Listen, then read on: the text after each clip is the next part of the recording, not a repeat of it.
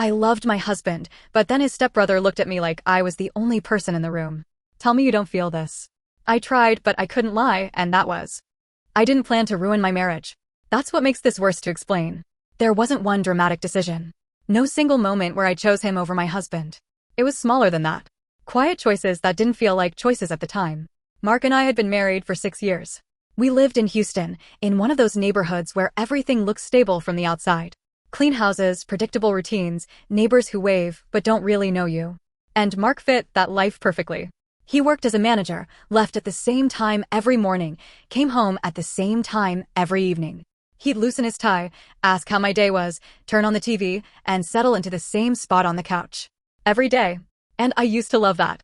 At least I think I did. I worked from home as a writer, which meant I had too much time to notice things. The way our conversations started repeating. The way, "How was your day?" became something we said out of habit, not curiosity. The way I started answering before he even finished asking. Nothing was wrong. That's the problem. Nothing was wrong, but something felt off. Not loud. Not dramatic. Just a quiet feeling like I had disappeared somewhere inside my own life. I didn't feel unhappy. I just didn't feel seen. And I didn't know how to say that without sounding ungrateful, because Mark was a good husband. He didn't yell. He didn't ignore me. He didn't cheat. He showed up every single day and did everything right. So I said nothing. And that silence started everything. Mark's mom, Linda, had remarried a few years ago. Her husband, John Wilson, lived across the city, and that's how Mark ended up with his stepbrother, David. They weren't close growing up. They didn't really share a childhood. By the time their parents got together, they were already adults with separate lives. The brother label was more technical than real. I had met David before, but only in passing. Holidays. Short visits. Nothing that stuck. Until one night at John's house. It was just a normal family dinner. Linda asking questions about work. John talking about traffic like it was a major life issue. Mark half listening, checking his phone between bites. And David, paying attention. That's the first thing I noticed. When I spoke, he actually listened. Looked at me like what I was saying mattered. Not in an intense way. Just present. It shouldn't have meant anything. But it did.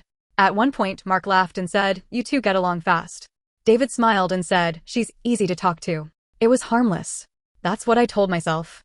After that night, he started texting me. Nothing inappropriate. Just small things. A joke about something I said. A random question about a book I mentioned. Stuff that felt normal enough that I didn't question it. But I noticed how quickly I started replying. How I'd check my phone more often than usual. How conversations with him felt easier. Mark and I still talked. But it felt structured. Predictable. Like we were following a script we'd already memorized. With David, it wasn't like that. One afternoon, he texted me, "You ever feel like your life looks right but doesn't feel right?" I stared at that message longer than I should have. Then I typed sometimes. That should have been the moment I stopped. Instead, it became the moment things shifted. We started talking more after that. Not constantly. Not in a way that would raise suspicion. But enough that it became part of my day. He asked how I was actually doing. And for some reason, I answered honestly. I told him things I hadn't said out loud before. About feeling stuck. About not understanding why I felt that way when nothing was technically wrong. He didn't try to fix it. He just listened. And that felt different. The next time we saw each other was at another family gathering. A barbecue at John's place. Same setup. Same people. But it didn't feel the same anymore. Mark had a couple drinks and ended up falling asleep on the couch like he usually did. No one thought anything of it. It was normal. I stayed in the kitchen, helping clean up. David was there too. It was quiet. Just the sound of dishes, running water, nothing else. Then he said it. "You don't seem happy." I laughed it off automatically. "I'm fine." He didn't laugh. "No," he said. "You're not." Something about the way he said it made it hard to brush off. Not dramatic. Not accusing. Just certain. And I didn't deny it. That was the first real line I crossed. Not physically. But something shifted in that moment. We stood there a second longer than we should have. Close enough that I noticed. Close enough that I was aware of it. I remember thinking, this is where you walk away. And then not moving. He stepped back first. "Forget I said anything," he muttered. But neither of us forgot. After that night, the messages changed. Not obvious. Not something anyone else would notice. But there was something underneath them now. Something unspoken. The way conversations lingered. The way I reread his texts before replying. The way I started looking forward to hearing from him. And I kept telling myself it was still harmless. Because nothing had happened. Not really. But I could feel it building. Slow. Quiet. Inevitable. There were moments I almost pulled back. Times I thought about telling Mark something felt off. Not the truth, just something. But every time, I convinced myself it wasn't serious enough to ruin everything over. That I still had control. That I could stop whenever I wanted. I was wrong. The moment everything actually tipped wasn't dramatic. No big buildup. Just one quiet night where I made another small decision that didn't feel like a decision. I told Mark I was going to drop something off across town. That part wasn't even a lie. I just didn't leave after. David met me outside. We stood there, talking like we always did. Normal conversation. Safe distance. Everything still technically under control. Then he looked at me. Not casually. Not joking. Different. And that's when he said it. Tell me you don't feel this. My chest tightened instantly. I already knew what he meant. I already knew the answer. And I tried to say it. I really did. I tried to say I don't. But nothing came out. Because it would have been a lie. And the silence that followed said more than anything else could have. That's when everything stopped being harmless. That's when I stopped pretending I wasn't already choosing something I couldn't take back. And even then, I still didn't walk away. I should have walked away the moment I couldn't say the words. That was the clean version. The version where I go home, sit down with Mark, and admit something isn't right before it turns into something worse. But I didn't. After that night, everything got quieter. Not distant. Not over. Just controlled. We didn't text for 2 days. Not because we didn't want to. Because we both knew if we did, it wouldn't stay harmless anymore. I told myself the silence meant it was over. Then my phone lit up. I'm not going to pretend that didn't happen. I stared at the message for a long time. That was the moment I could have ended it without actually confessing anything. I could have ignored it. Let it fade. Let him take the silence as an answer. Instead, I typed back, neither am I. And just like that, it started. Not loudly. Not dramatically. Just, officially. After that, we didn't text more. We texted differently. Shorter messages. Fewer words. But heavier. Every sentence felt like it carried something underneath it. We stopped pretending we didn't know what we were doing. We just didn't say it out loud. At family gatherings, everything looked the same. Mark laughing at something on his phone. Linda asking questions. John talking about work. And David, not looking at me. At least not when anyone else could see. But I felt it. The awareness. The tension sitting just under the surface of normal conversation. One time, I reached for a plate at the same moment he did. Our hands brushed for half a second. No one noticed. But I pulled back too fast. And he didn't. That tiny moment stayed with me longer than it should have. At home, things started changing. Not in a way Mark could clearly point to, but enough that he felt it. I became quieter. More distracted.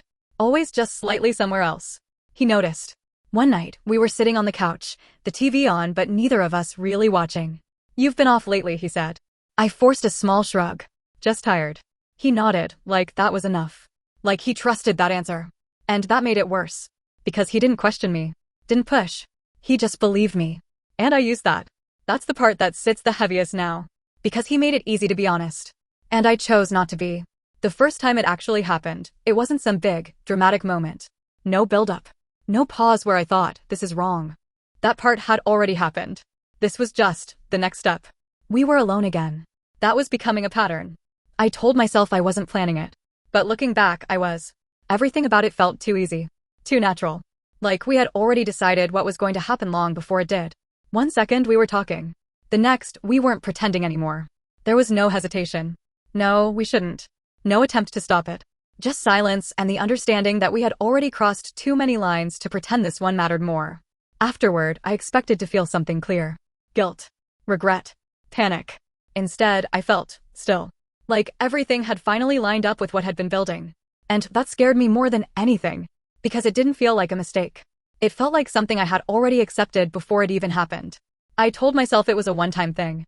Something I needed to get out of my system. Something I could walk away from now that it had happened. But the next time wasn't harder. It was easier. That's when I knew it wasn't accidental anymore. That's when it became something I was choosing. We never defined it. Never talked about what we were doing in clear terms. We just kept doing it. Quietly. Carefully.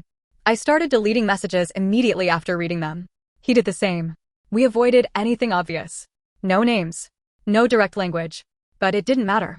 Because the real change wasn't in the messages. It was in me. The way I started checking my phone constantly. The way I became more distant without realizing it. The way I stopped being present even when I was sitting right next to my husband. Mark didn't know the truth. But he felt something.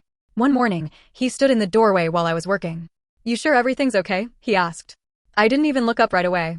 Yeah, I said. Why? He hesitated. You just feel far. That word stuck with me. Far. Because it was true. I was. And instead of fixing it, I leaned further into it. Weeks turned into months. And the longer it went on, the more normal it started to feel. That's the part one hates admitting. How quickly something wrong can become something you just manage. There were moments I thought about ending it. Not because I suddenly found clarity, but because it was getting complicated. Risky. But every time I pulled back, something pulled me in again. A message. A look. A moment where I felt seen in a way I hadn't in a long time. And I chose that feeling. Over and over. Even when I knew exactly what it would cost. Our anniversary came up. 6 years. Mark planned everything. Dinner reservation. A small gift. A handwritten note. He handed it to me with this quiet smile, like he was proud of what we had. I read it while he stepped away for a second. He wrote about how much he appreciated me. How he felt like we were stronger than ever. How steady everything felt. I had to sit down. Because none of it was true anymore. Not for me. That was the moment. The real moment. The one where I could have stopped everything. Confessed. Burned it all down honestly instead of letting it collapse later. I sat there holding that paper, thinking, just tell him. Just say something. Anything. And I didn't. I folded it. Smiled when he came back. Said, thank you. And went to dinner like nothing had changed. That night, lying next to him, I couldn't sleep. He shifted in his sleep at some point and reached for me, pulling me closer without even waking up. Like it was instinct. Like I was still his safe place. And I just lay there, staring at the ceiling, realizing how far I had already gone. There was no version of this where I could undo it anymore. And still, I didn't stop. A few days later, I ran out of time. Not because I chose to end it, but because I didn't get the chance to keep hiding it. And that's when everything finally broke. It didn't end because I chose to do the right thing. It ended because I ran out of time. That afternoon felt normal. Quiet. I was at home, working, or at least pretending to. The house was still. Mark was supposed to be at work for a few more hours. David was there. Even now, saying that feels unreal, like I'm talking about someone else's life. We thought we had it under control. Timing, routines, silence. We convinced ourselves we were being careful. We weren't. There was no warning. No message. Just the sound of the front door opening. I remember freezing before I even processed it.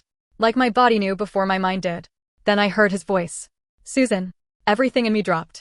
David stepped back instantly, like distance could undo what was already done. Footsteps. Slow. Getting closer. And then Mark was there. I won't describe the exact moment he saw us. I don't need to. The way his face changed is already burned into me. It wasn't anger. Not at first. It was confusion. Like his brain couldn't catch up to what his eyes were seeing. Then something in him shut down. That's the only way I can explain it. He didn't yell. Didn't ask questions. Didn't even look at me right away. He looked at David. And said, very clearly, you knew exactly what this would do to me. That was it. That was the moment it hit. Not loud. Not dramatic. Just final. David tried to say something, like maybe he thought he could explain it away, but Mark didn't even raise his voice. Leave. David hesitated. Now. And he left. No argument. No fight. Just gone. Then Mark finally looked at me. And somehow, that was worse. Because there was nothing there. No anger. No sadness. Just distance. I started talking immediately.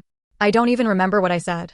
Apologies, explanations, anything I could grab onto to try to fix it. I didn't mean for this to happen, I said at one point. Even as I said it, I knew how it sounded. He didn't interrupt me. He just listened. And when I finally ran out of words, he asked, how long? His voice was calm. Too calm. Months, I said. He nodded slowly, like he had already expected that. Then he asked, why him? I tried to explain. I felt disconnected, I said. I didn't feel seen. It wasn't about replacing you. He let out a quiet breath, not a laugh, not frustration. Just something empty. You didn't just cheat, he said. You picked the one person who would hurt the most. I didn't argue. Because I couldn't. He was right. Anyone else would have been betrayal. This felt intentional. Like I had chosen the worst possible way to do it. There was a long silence after that. Then he said, pack a bag. That was it. No yelling. No breaking things. No dramatic ending. Just over. I packed without really thinking. Grabbed whatever was closest. My hands were shaking, but everything felt distant, like I was watching myself do it. When I walked out, he didn't stop me. Didn't look at me. Didn't say goodbye. Karen opened the door before I even knocked. I guess she could tell from the way I texted her that something was wrong. She didn't ask questions at first. Just let me sit there and breathe. A few days later, everything spread. Mark told his mom. John found out. I didn't hear it directly, but I didn't need to. Silence says enough. Linda never called me. John didn't either. But I knew. And I accepted it. David tried to reach out. A couple of messages. A missed call. I ignored all of it. Whatever we thought we had, it didn't survive being real. It only existed in the space where it was hidden. Once it was exposed, it felt smaller. Not worth what it cost. Mark filed for divorce within weeks. And this is the part people expect to be messy. It wasn't. No screaming. No drawn-out fights. He was fair. We split everything evenly. Signed the papers. Done. He didn't try to ruin me. Didn't take revenge. He just erased me. Blocked. No contact. Like I never existed in his life at all. And somehow, that's worse than anger. Because there's nothing to push against. Nothing to argue with. Just silence. It's been a few months now. I'm on my own. New place. New routine. Trying to build something that doesn't feel like a lie. Robert told me recently that Mark's doing okay. That he seems calmer. That he's moving on. I didn't ask anything else. I don't think I want to know. Because the hardest part isn't losing him. It's realizing he didn't need me as much as I thought he did. That everything we had wasn't enough to make him stay. I keep thinking about that moment in the kitchen. When David said I didn't seem happy. I wonder if things would have been different if I had just talked to Mark. If I had tried to fix it before I looked for something else. Or if I was already too far gone by then. I don't know. What I do know is this. I didn't lose everything in one moment. I lost it slowly. Choice by choice. And by the time it finally collapsed, there was nothing left to save. So now I'm here, trying to figure out what part of this was me being unhappy, and what part was just me being selfish. Because those feel like two different things. But they led me to the same place. Alone. And I can't tell if I ruined something that could have been fixed. Or if it was already broken, and I just chose the worst possible way to prove it.